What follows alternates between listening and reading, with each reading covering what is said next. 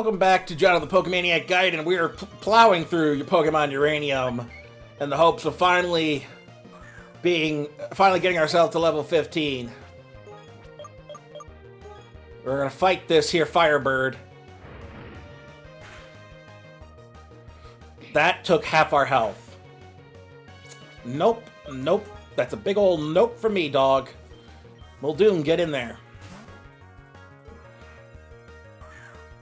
So this is why you need a rock-type move, Barry. Oh, sure, yes, please lower my attack, the one thing I can use against you, you jerk face. Damn it. I should've switched to Gokachu! Nice crit, though. Good lord, this is taking forever. Okay, last one.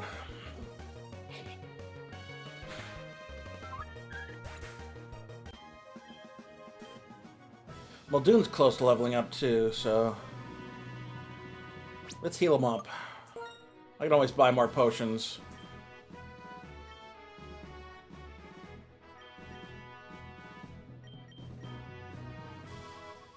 Good, everybody's all healed up. Good.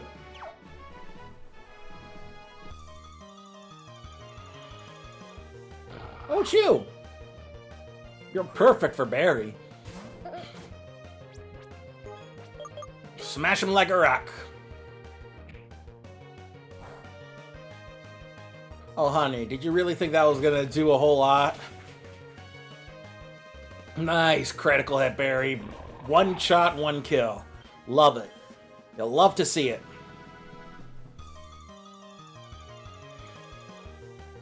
Ah, crap. We'll wait till it uses Incinerate for the first time, and then we'll get out of there. Heh, nice crit.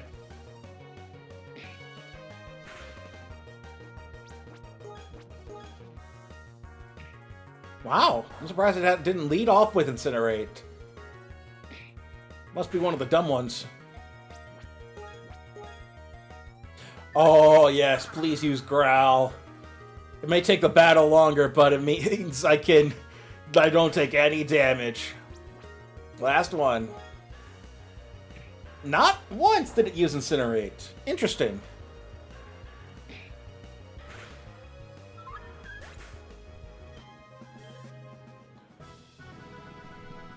Give me a second.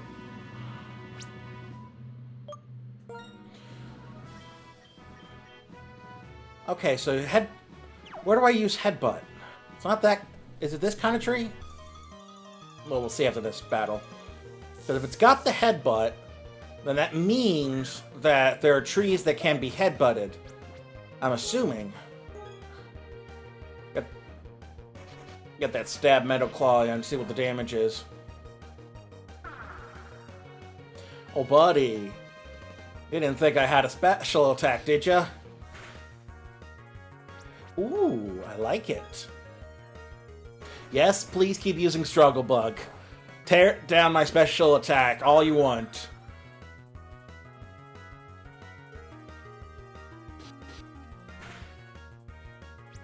Oh, so close. Oh, even better, buddy. Sorry about this. Sorry, not sorry. Ah, so close. Alright. Nope, you're not one. What about down there on the beach? So if those trees aren't ones, then maybe these trees are.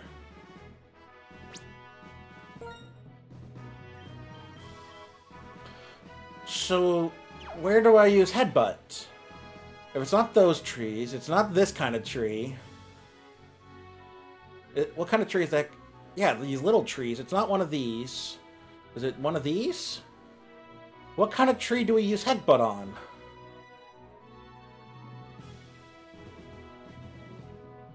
See, I'm confused. You wouldn't make Headbutt a field move unless it was for something. Is it something that's not a tree?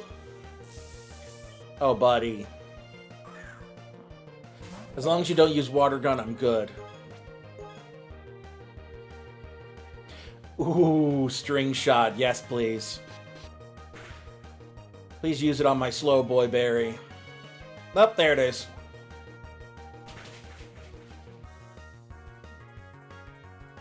And Metal Claw attack. Metal Claw missed. Alrighty. Gokuchu. Let's try you out.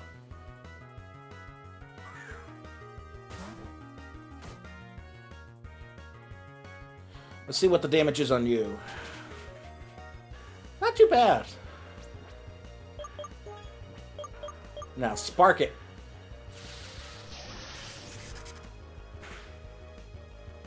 Oh, so close.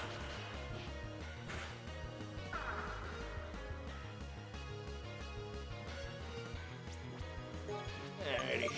Quick attack.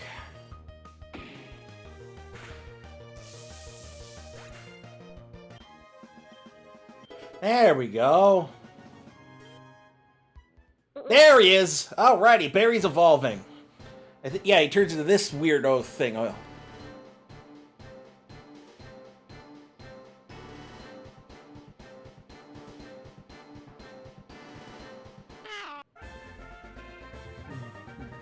Dear all.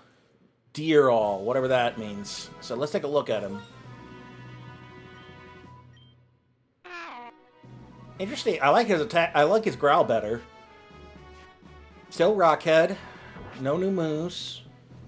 Oh, I meant to look at his 29. Look at that defense. Oh my god, he's a tanky boy. I love him. Alrighty, let's take a look at that Pokédex entry.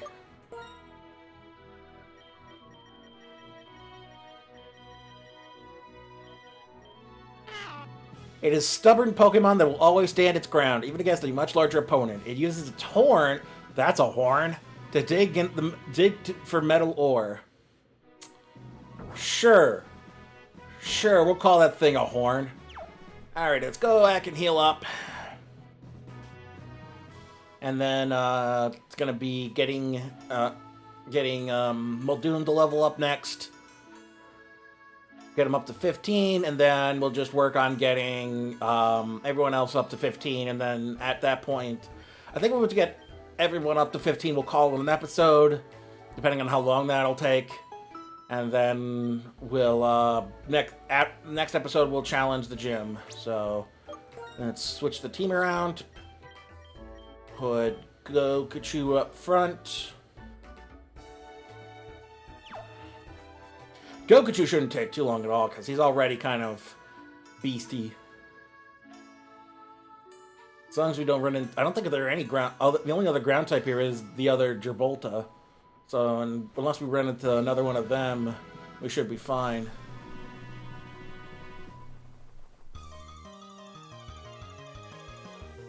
Speak of the devil, and he shall appear.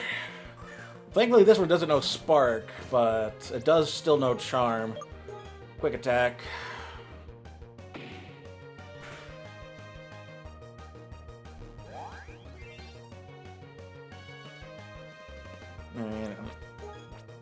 Let's see how long this keeps up. Not gonna lie, the 2D on his sprite makes that tuft on his tail look like a fan more than like what it's. I'm guessing it's a pom-pom. It's like a, because like it's a Jerboa, it's a jumping mouse. So the thing on its tail is supposed to be like a little puff of fur, but because it's a 2D 2D sprite, it looks like it's a fan. There we go.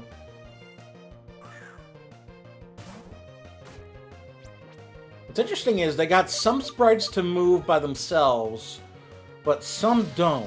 And I can't tell why some don't and some do.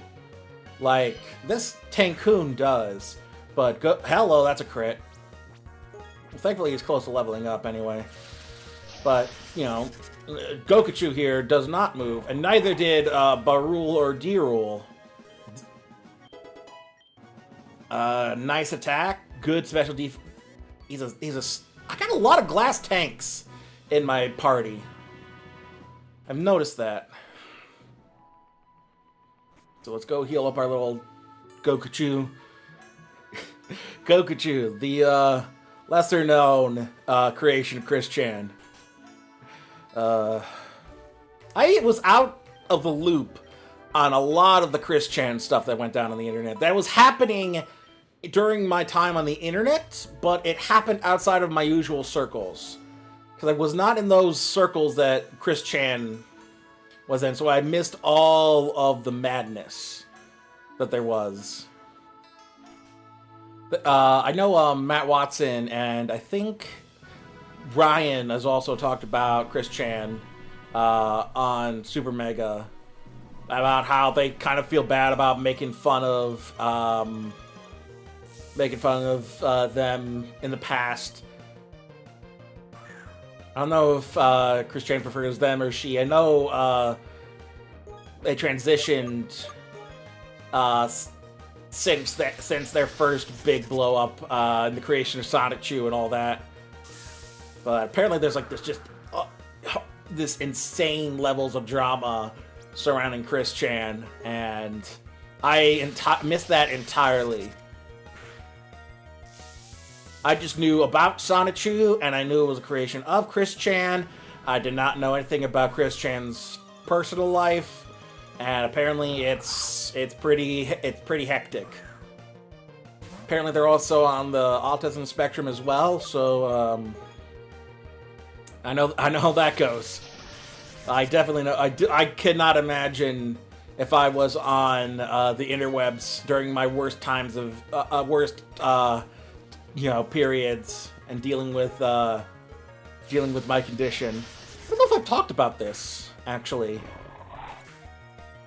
Talked about my being on the autism spectrum. Well, for one thing, vaccines don't cause it. Just straight up, flat out, vaccines did not cause autism. Then they don't. There's no evidence to it, and there's a special place in hell if it does exist for Andrew Wakefield, and if it doesn't, then God is terrible. If there's not a special place in hell reserved for Andrew Wakefield for all the horrors he has done through his through his stupid crusade against vaccines for no reason, like, I don't know what has him convinced that vaccines cause autism, that he has to lead a martyrdom crusade and ruin his, basically get rid of his entire, undo all of his medical training and studies. Basically said, yeah, I've got this, medical degree. I'm a well-respected doctor for the most part, until they found out that I need to know what kind of asshole he was, that he did all of this just to spite autistic kids. Why? Why did he ruin the lives of so many people on the spectrum and bring back just long since eradicated diseases for the sake of a useless study? I don't know. But Gokuchu is leveled up enough now, so we're going to switch over to Ali. Actually, we're going to get Muldoon and Reed next, since they're closest to leveling up to 15. But,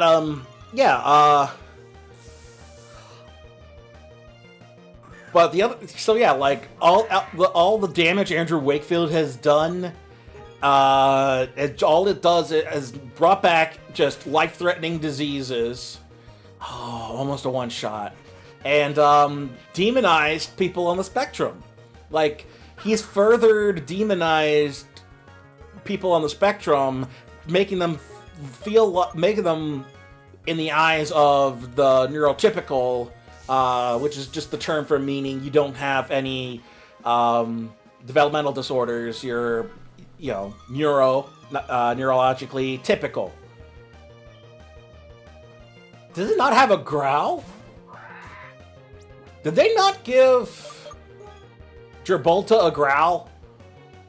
I'm gonna have to check that after this.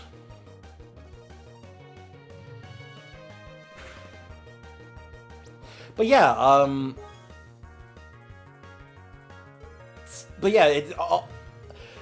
we are seen as like having a debilitating disease, when ultimately being on the autism spectrum, at its worst, is like having Down syndrome in terms of like being able to do neurotypical tasks and whatnot. Sometimes you'll need more education and more.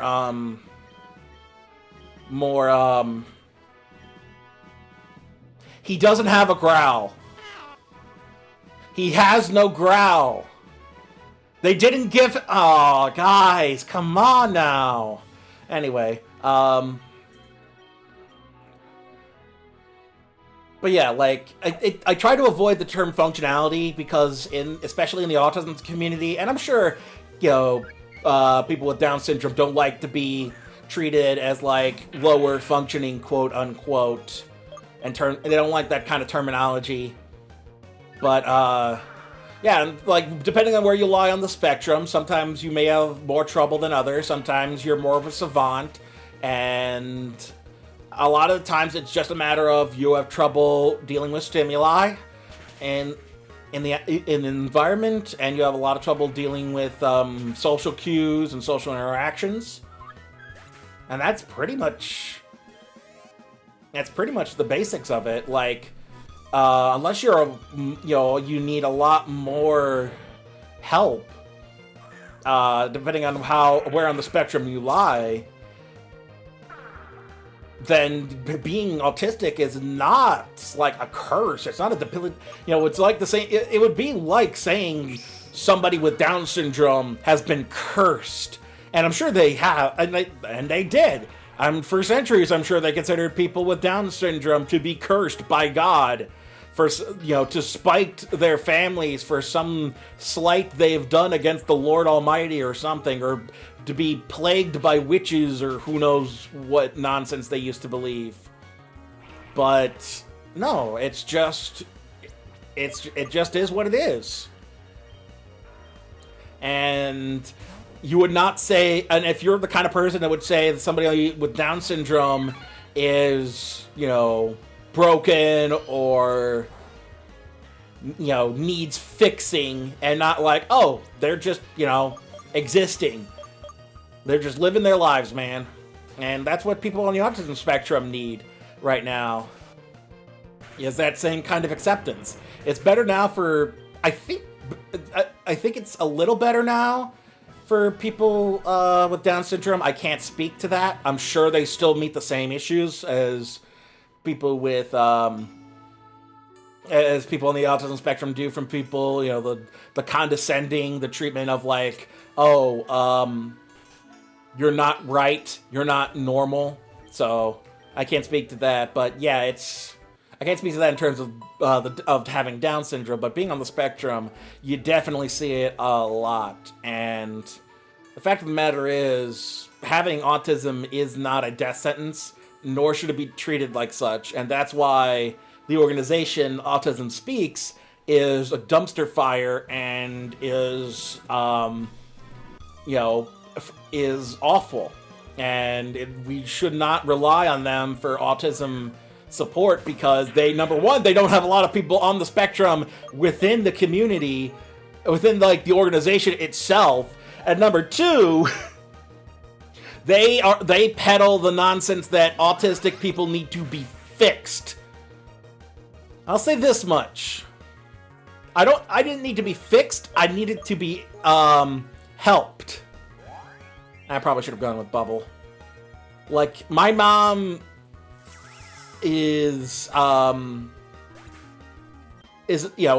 she knew that autism was basically just like any other learning disorder, and so I needed extra levels of education in order to be ready for interaction within society. But I didn't need to be fixed. She would never say that I needed to be fixed or saved or cured. And so, unfortunately, I'm hopefully going to get my family to... Damn it. Stupid intimidate. Let's see. I think most of my family has veered away from the puzzle piece. That's why most people on the spectrum can't stand that puzzle piece, because it's a symbol created by Autism Speaks and by the neurotypical to say that, the people on the spectrum are just need to fit into the right little puzzle piece. They need to find the right pieces to fit. And that's BS. I mean, it's basically, it's that kind of mentality you get from, like, white people saying, I don't see color. They're trying to be helpful, but by being really condescending and not acknowledging the issue at hand. And yeah, it's the idea that, like, the puzzle piece and fitting in and it's something that neurotypical people love, but it doesn't actually acknowledge the issues facing people on the spectrum. And so not only is the metaphor not exactly a good one for the needs of people of people on the spectrum, but it's condescending in a way by the way it's used, Like, imagine saying that kind of stuff to a person of color, or a man saying that to a woman, and then you'll start to see, like, oh wow, yeah, then it makes sense that's messed up. And thankfully, I'm thinking it seems like Autism Speaks is starting to be recognized by more people as the hate group. I mean, hate group is on the extreme end, but it is essentially kind of like that, because it definitely does not care for the needs of people on the spectrum. But yeah, I think the recent Night of Too Many Stars that Jon Stewart did, they've stopped teaming up with Autism Speaks and are now teaming up with different autistic spectrum organizations because they don't want to be associated with a group that demonizes people on the spectrum, which is good. And I would hope that people watching this aren't the kind of people that use autistic in replace of the term retarded, in the sense that you see this a lot in, like, the 4chan subsets of the internet, and that sort of edgelord kind of, like, mean-spirited, like formerly, like how Newgrounds used to be, as well. That kind of mentality. Now they've switched from that's retarded, you're retarded, to autistic, and so there'll be things like autistic screeching, and I really am not down with that. Like, I'm sure there are people on the spectrum that kind of like the joke because they're in on it. And there are a bunch of stereotypes when it comes to, people on the spectrum, but I can't help but feel like it's a bad scene, man. I don't want any part of that. It's if people love, I think it's just people love having that sort of outlet. Like, Danny's talked about this on Game Grumps, where they just grew up saying these things because it was shorthand, and it was only as he grew older that he started to realize, this is a bad, I shouldn't, and he's since improved. And that's the thing, like, as of recording this, it'll have been like about a month almost, probably, by the time this comes out. But at the time of recording, Aaron was talking about about supporting Black Lives Matter and wanting to do so, use Game Grumps as platform to support them as well, to support the movement as well, but knew that it was that he wanted to do it the right way, because so many organizations will blindly just, like, issue a statement and then do nothing. What I like is that the Pokemon Company actually put some money up. Not a lot for them. They're a multi-billion-dollar organization, and they only gave out $200,000. But at the same point, I don't know the Pokemon Company's finances to know how much of their assets are liquid in order to give away money for charitable causes. Like, I don't know how much they have available. Like, you'd hope it's more than 200,000, considering Niantic is promising 5 million. And so, yeah, they're the Pokemon Company only giving 100K each to the NAACP and to the Black Lives Matter organization. That seems like a droplet for them. They could probably do more. Like, if you're a multi-billion-dollar company, I would hope that you donate at least $1 million. But I'm glad. But at any rate, compared to like companies that just say, "Oh, we blacked out our Instagram and we support Black Lives," and just think that gives them kudos points, when the bar has been set by Ben & Jerry's and Lego. Ben & Jerry's and Lego set the bar for how your brand can show solidarity with Black Lives Matter.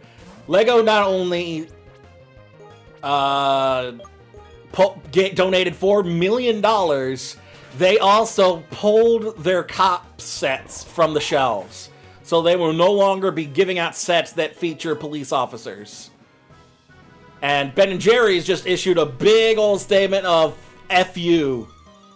If you screw white supremacy, screw the police, Ben & Jerry stands with the protesters, and F you.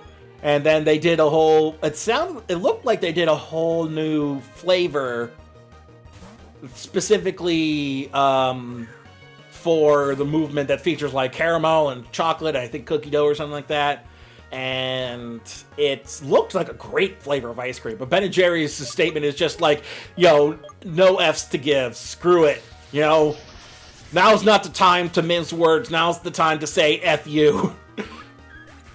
And they've set the bar, essentially, for how to show your support for Black Lives Matter. But, I've kind of gotten off base. I forget how I got here, but, I got here because Danny was talking about it from Game Grumps, and then Aaron was wanted to use Game Grumps, the organization, to support the Black Lives Matter movement. And so he did issue a statement today through the Game Grumps social media, showing support and solidarity and saying that they've donated money and that they're apologizing for their history. Because that's the other thing, is that apparently Craig of the Creek's creator and showrunner has been vocal about Game Grumps' past in terms of their racially charged humor, namely at the time when John was on, and then that early era of Danny where they would allow for more racially charged jokes and whatnot. They've since simmered down from that, but to have that apology, and I think that's part of why Aaron mentioned that even though he is specifically donating personal money, that he wanted something more substantial when talking about Game Grumps, because there is that past, and they've been needing to acknowledge it for a while now. And I think using this statement to say basically like, yeah, we said awful things in our past, and we're hoping to, and we've moved on from it personally, but we need to acknowledge that we did it and improve ourselves. And I think it's good. And I think that's good that they're finally that he's used the organization Game Grumps. He's acknowledged that, like, yeah, we screwed up. We can't just keep pretending that it didn't happen. This ain't don't go the Disney route of pretending Song of the South never happened. It's better to go the Warner Brothers route of, yeah, these things existed, and you know what? We can't avoid them. They're part of our history, and we need to acknowledge that they existed, otherwise we'll forget that they happened, and we can't have that either. It's better to acknowledge that it happened and apologize than to hide from it and pretend it didn't exist. Tying back into the autism discussion, though, I think what it comes down to is, yeah, I would hope that you're not the kind of person who uses, because I'm definitely not going to allow that in the comment section or on my social media. Damn it. But I think my main issue is, I lost that train of thought, damn it. I'm trying to get back on the tracks. I'm trying to get back on those tracks. Let's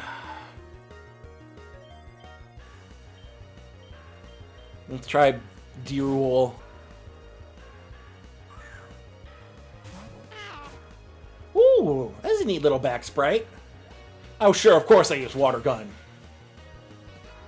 Okay, this is where a Rock-type move would come in real handy, but let's try that Steel, though. What else did I want to say about...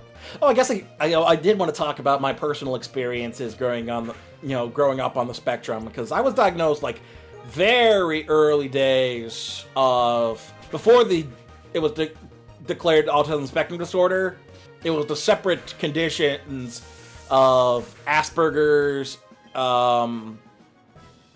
autism, and some other, and basically non-conforming, this isn't fit in either of the two versions.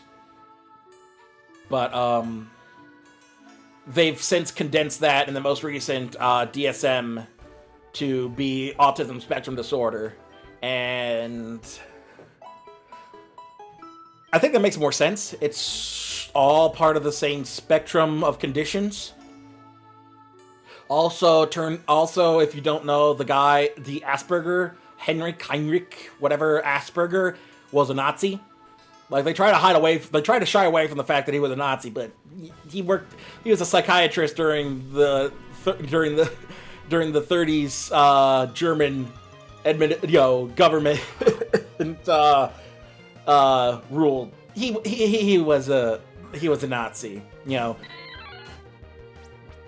So yeah, I think people try to downplay it, like, oh no, he was like one of those good Nazis that came over here and helped us, and it's like, but nah, he wasn't though. Yeah, that's 5 up to level 15. We got one more. So yeah, we're trying to refrain from using Asperger's now. That's another one I've heard spurging out. Yeah, just like, I don't know, like, I'm hesitant to even have people on the spectrum use that kind of terminology, just because I feel like it's demeaning, and you shouldn't have to use that kind of language, but, no sense trying to control people's language. You can only explain why you don't approve or use certain language, and hope other people see your point of view. But yeah, I guess my main experience growing up on the spectrum was mainly just bad social interactions, even up through college, which was going on 10 years ago. I was over 10 years ago. I struggled with a lot of social interactions and would end up getting myself into trouble. Speaking of, the current racial climate and apologizing for your past misdeeds, in college, in my sophomore year, I want to say, there was a girl of Middle Eastern descent. I don't know specifically what. I never got to know her well enough. I just knew that she herself would often make, like I said, like I mentioned, disparaging remarks against yourself. And she did this for about a month or so at least, and I decided, since she seemed to be okay with it, that I should say that it's okay if I said the disparaging remarks, in the sense of referring to herself as a terrorist, and referring to a lot of Middle Eastern stereotypes, specifically extremist Muslim stereotypes, and I never picked up on the fact that nobody else besides her said those things. And there was a reason for that, because everyone else knew that it's not okay to say those things. She can say those things about herself, but I'm not allowed to say those things. And I didn't catch that. And so one day I said it in class in front of a professor. The college, its administration called my mom and had her come down to speak with me because it was gonna be an incident if I didn't apologize. And I immediately apologized as soon as I realized what was going on, because I did not mean... I was in tears in the car when my mom came down to explain what was going on, and I was like, oh my god, I completely did not mean for that. All I knew was she made the joke, so I thought it was okay. Now, that's no excuse, and I owed her an apology, obviously. It was just my own ignorance and my own lack of social cues prevented me from seeing that what I had done was wrong. And I was thankful that that the college didn't, outright expel me or even suspend me, and that they, brought my mom down to make sure, because for the most part, people kind of figured out that this kid's usually a good kid. This guy's usually not that bad, so we're wondering what went down. And I apologized to her. She either changed colleges or dropped out of college altogether. I don't know what all happened to her. I just know that she left. And I never really saw or heard from her again. If you're out there, I've completely forgotten her name. I've completely forgotten her name. Of course I did. But, yeah, suffice to say that, if you're out there, I hope you're doing well. Nameless Middle Eastern girl who I went to college with and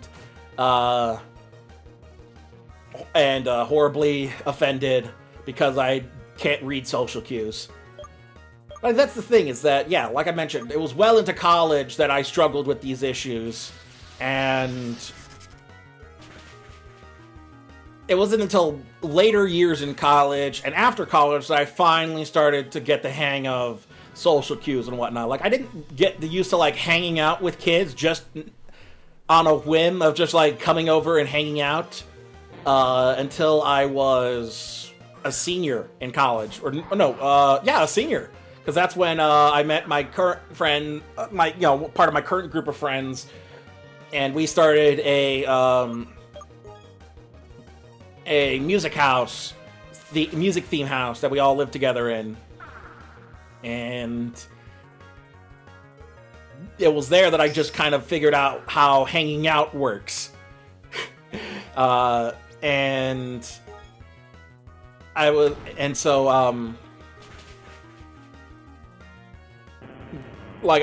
didn't learn how to just basic levels of hanging out went completely by me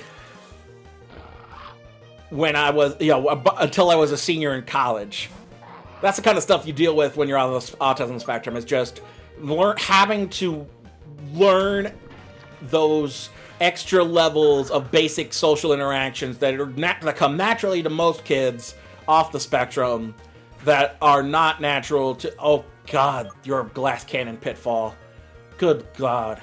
But yeah, so that's kind of the major deal with being on the spectrum, is that social cues you don't pick up on naturally. Even now, I struggle with picking up on social cues. I'm a bit better now, and one of the things that helped me was acting.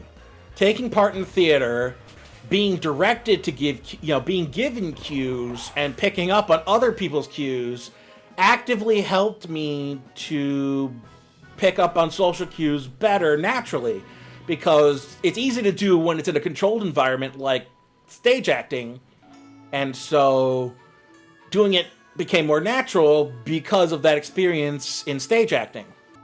The other problem that I run into a lot is routines.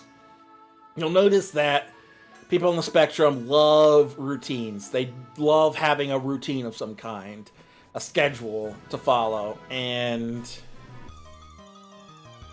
when you deviate from that schedule, it becomes very difficult, and your mind struggles to, work out that change in your routine. Like, that wasn't too bad at all. Did he get a new? Did he level up his defense? I'll have to look.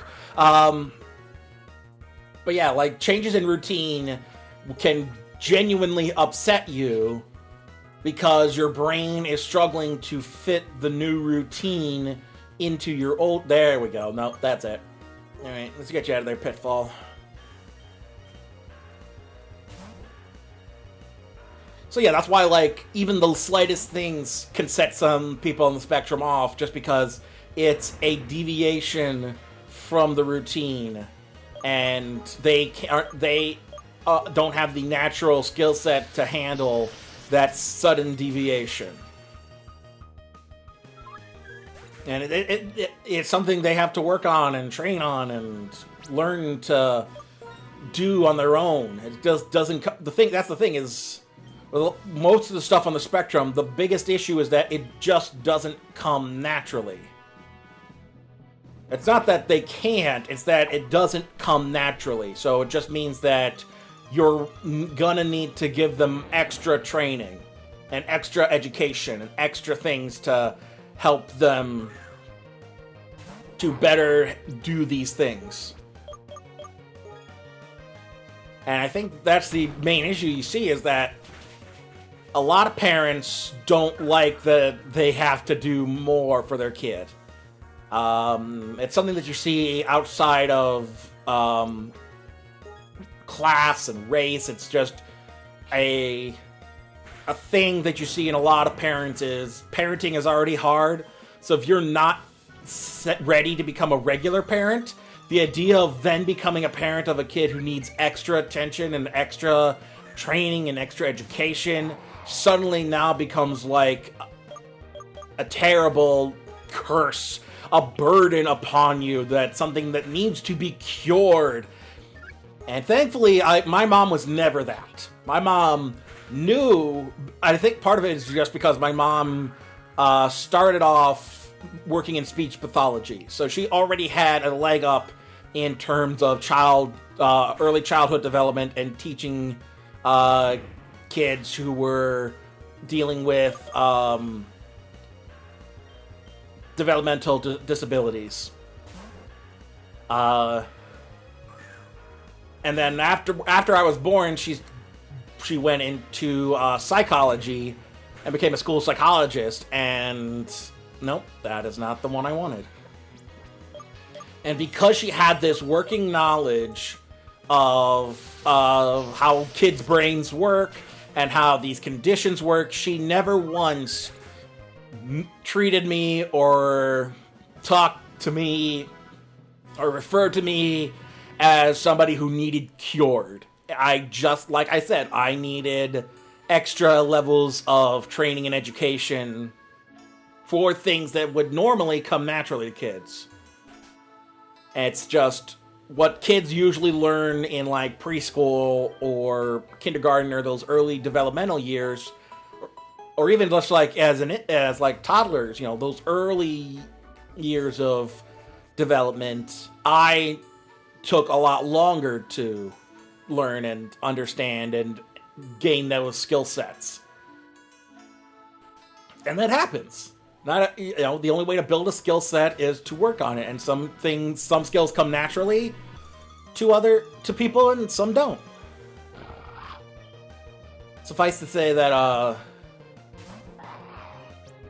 being on the spectrum is, it's still an issue to this day, especially since I have clinical depression as well, so that doesn't help either. So you've got being on the spectrum plus clinical grade depression to deal with. And it's just, so then you get into routines of your sadness. Well then, okay, sure, fine. I didn't want to level up him anyway. I want to level him up anyway. Thanks a lot. Yeah, so all those routines that I talked about, they now are now made. Now it becomes, my depression will put me into a routine of sadness where I eat terrible food and sleep all day, and then the autism will expound on that by making me do those things again and again and not change that routine. So then I become in a loop. And so you'll often see folks on the spectrum suffer from like a lot of health conditions because they'll eat food that, which is another thing, people on the spectrum, because of their enhanced sensory issues, that a lot of food becomes hard to palate. It becomes hard on the palate. Like, spicy foods become harder to eat. Foods with a lot of rough textures become harder to eat. And so your palate is limited, and so you'll see a lot of people on the spectrum just eat nothing but, like, chicken nuggets, or pizza, or French fry. Just basic, easy to pick up, easy to make foodstuffs that is ultimately unhealthy for you, but damn it, but